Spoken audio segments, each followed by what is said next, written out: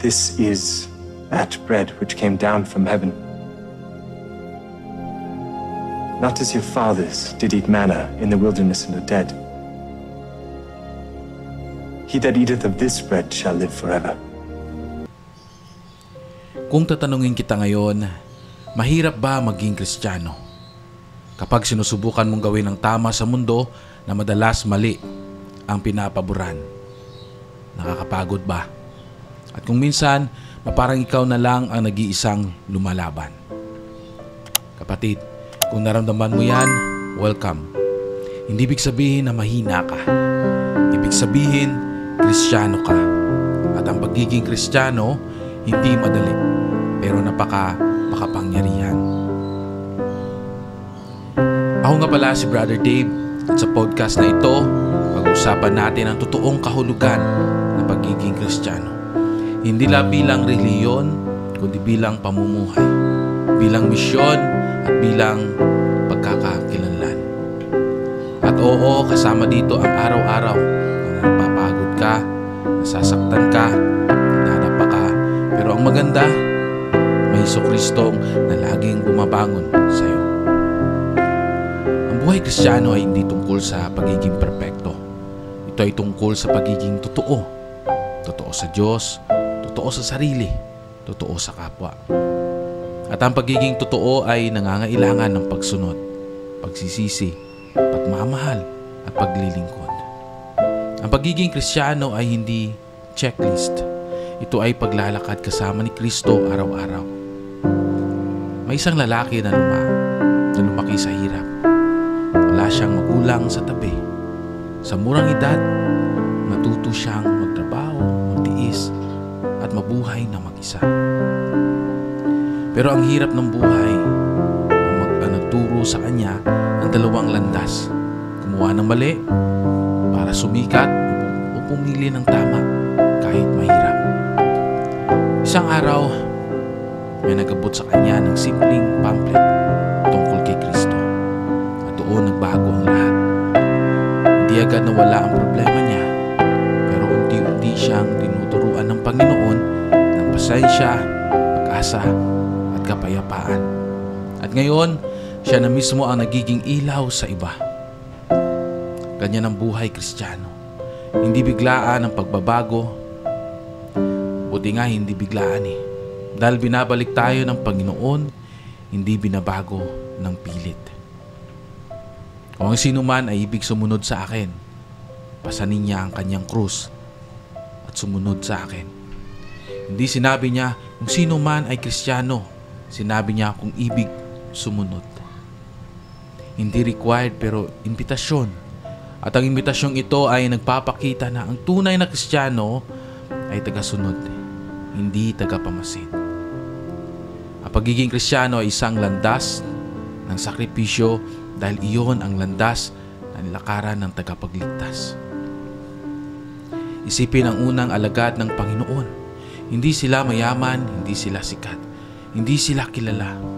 Pero tinawag sila ni Jesus at tumugon sila agad. Iniwan nila ang lambat nila, iniwan nila ang negosyo nila, iniwan nila ang comfort zone nila. Dahil nakakita sila ng mas mahalaga kaysa sa lahat ng hawak nila, ang mismong anak ng Diyos. At hanggang ngayon, iyon pa rin ang panawagan niya. Halika, sumunod ka sa akin. Alam niyo, noong bata pa tayo, simple lang ang buhay. Wala pang gadgets natin noon. Wala pang notifications na natatanggap natin from time to time. Wala pang pressure sa social media. Ang happiness noon ay larong kalye, kapitbahay na parang pamilya, at simpleng hapunan na sabay-sabay. Alam mo ngayon, tayo busy na, stress, napakabilis ng oras, overthinking, comparison culture. At dito pumapasok ang aral ng pagiging Kristiyano. Hanapin muli ang simpleng puso. Hanapin muli ang pagiging mapagpasalamat. Hanapin muli ang pagiging mapagkumbaba. Pansin mo ba na kapag sumubok kang maging mabait, laging may sumusubok sa iyo? Kapag nag-pray ka ng patience, mas maraming toxic na tao sa paligid mo. Kapag humiling ka ng humility, mas maraming pagsubok na bumabagsak. Hindi dahil galit ang Diyos sa'yo, kundi dahil tinutulungan ka niyang maging Kristiyano, hindi lang sa salita, kundi sa puso. Ano ba talaga ang core ng pagiging Kristiyano? May 3 bagay po. Una, yung pagmamahal. Pangalawa, yung pagsunod. At pangatlo, yung paglingkod. Kung kulang ang isa, hindi buo. Ang pinakamalaking tanda ng pagiging Kristiyano ay kung paano tayo magmahal. Gusto ng Ama natin sa langit na maintindihan natin, hindi tayo dapat maglakad mag-isa. Hindi niya gustong mabuhay kabilang Kristiyano na pagod, wasak at mag-isa.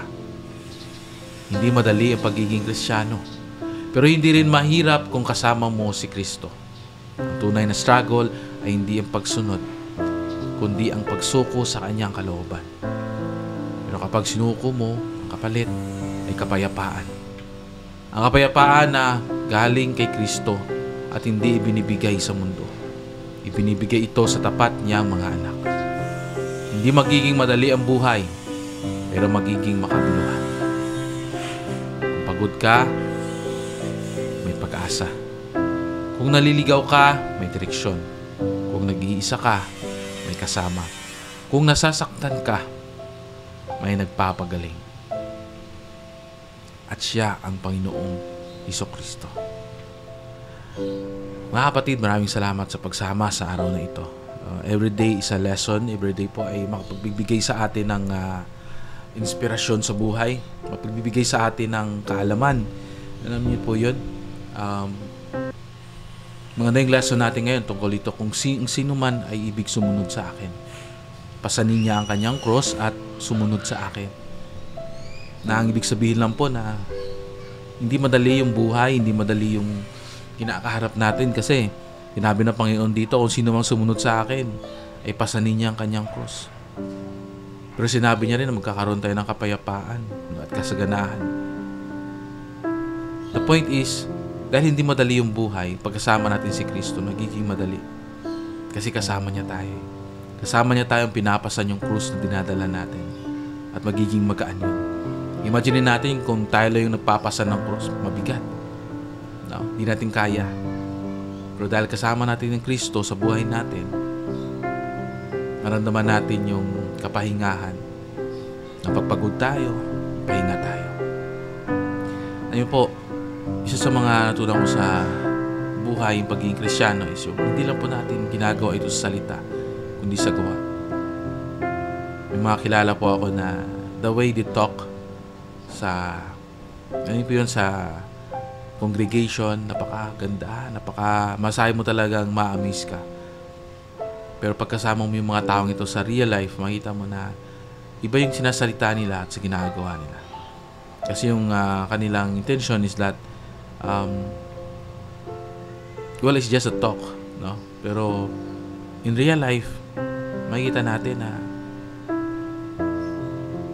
nahihirapan sila at nag-struggle silang sundin yung mga halimbawa ng ating Panginoong Hesukristo. Ibig sabihin, they live na hindi sinasabuhay yung mga turo ng ating Panginoong Hesukristo. At yun yung isa sa mga masabi nating challenge sa buhay natin. Hindi lang sa kanila, tayo din minsan, di ba?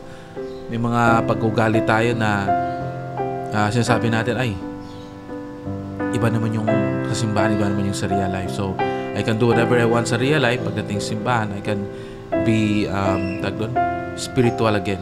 Hindi po yun. Lahat ng bagay po, inside at sa labas, sa loob ng simbahan, ay dapat maging true at pure tayo. Alam ko po na buhay ang ating Panginoon. Alam ko po na andyan siya at gumagabay sa atin.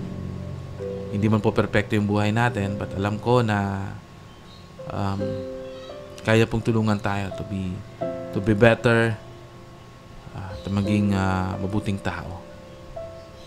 Mahal na mahal tayo ng ating masalangit. At alam ko na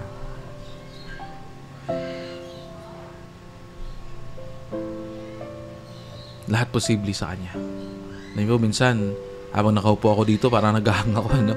Kasi parang, alam niyo po yun, dahil sa pagod ng katawan, dahil sa antok, Pero sabi ko sa sarili ko na God is good all the time. Pag hindi natin kaya, surrender natin sa Kanya. Pag naguguluhan tayo, surrender natin sa Kanya. Sabi ko nga minsan sa mga hindi ako mahilig makipag socialization. Mas gusto ko pang magtrabaho sa Panginoon at magbigay doon sa pamilya ko. Kasi minsan, may mga time tayo na paano ko ba i-explain to? Like sa amin, sa pamilya namin, 4 yung anak ko. Nagtatrabaho ako. Alam niyo yung busy ng buhay, di po ba? Yung ibang tao naman, dahil wala na silang, yung tawag sa amin yun, parang abala sa buhay. Alam niyo, malaki na yung time nila. And they just want to have a gathering. So, minsan, sinasama kami lang, uy, sama ka dito, ganun. But, unfortunately, iba't iba tayo, may kanya-kanya tayong dinadaanan, di po ba? May kanya-kanya tayong mga struggles na sa buhay. And doon ko nakita po na huwag nating hayaan na ibang tao magdikta sa buhay natin. Kasi pag ginawa natin yon, makita natin na nag-struggle tayo dahil nag-live tayo sa standard ng ibang tao. Pero mag-live po tayo sa standard ng Panginoon.